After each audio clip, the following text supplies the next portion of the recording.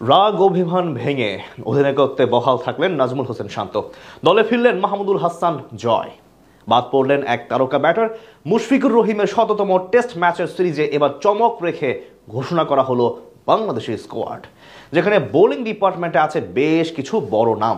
সব মিলিয়ে ঘরের মাঠে আয়ারল্যান্ডের বিপক্ষে ঘোষণা করা বাংলাদেশের টেস্ট স্কোয়াড নিয়ে বাকিরা জানবো রিপোর্টে।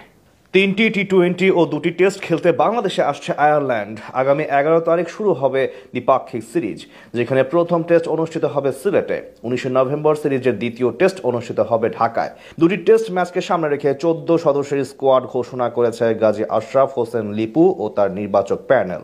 যে দল নিয়ে আছে হতাশা আর প্রশ্ন। অনেকেই হয়তো জানতে চাইতেই পারেন আসলে কি বিবেচনা করে দল সাজিয়েছে বিসিবি।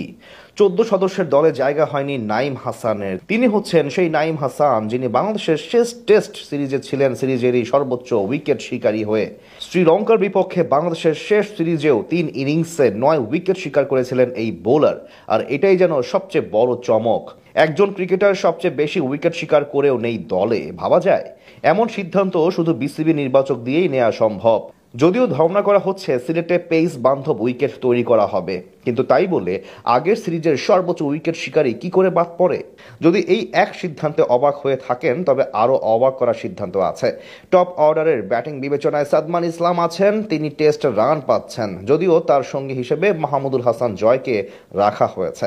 তিনি অবশ্য খুব একটা ভালো করছেন না। 2024 সাল থেকে এখন পর্যন্ত 14 ইনিংসে কোনো 50 নেই তার। তাকে সুযোগ দিতে বাদ দেওয়া হয়েছে এনামুল হক বিজয়কে। ঘুরে ফিরে সেই আগে খেলোয়াড়রাই টিকে থাকেন দলে।